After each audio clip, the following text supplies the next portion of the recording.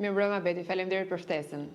Fillimisht dua t'ju pyes për pjesëmarrjen e kryeministrit Rama në mbledhjen e Bordit Paqes në Washington, firmosjen e dokumentit dhe lajmit se Shqipëria është gati të kontribuojë me trupa. Ka bërë një deklaratë fort kryeministri për krerët e UÇK-s, ku i ka kërkuar presidentit Trump reagimin lidhur me gjykatën speciale.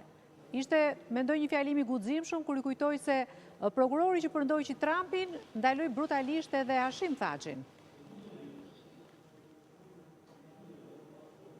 Patjetër Beti, sot është në fakt një ditë, mund ta quajmë një ditë e shënuar në radhë të parë për botën, duke patur parasysh që Bordi Paqes organizohet për të dhënë një kontribut në radhë të parë për zgjidhjen e një problemi që ka të bëjë me çështjen e Gazës.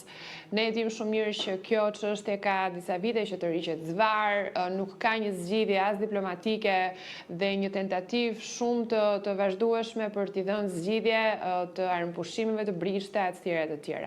Dua të specifikoj diçka. Dëgjoj shumë zëra kritik për Bordin e Paqes, për ata që thonë që do të zvendësojë UN-in, pra Kombet e Bashkuara etj. Nuk duhet të harrojmë që nuk është hera e parë që një president amerikan merr përsipër që të koordinojë, si më thon, botën lidhur me një çështje që është thelbësore.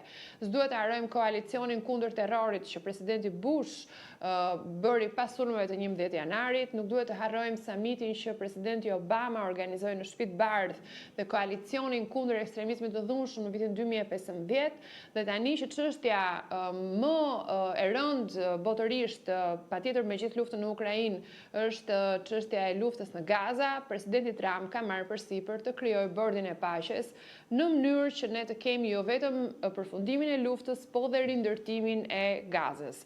Kjo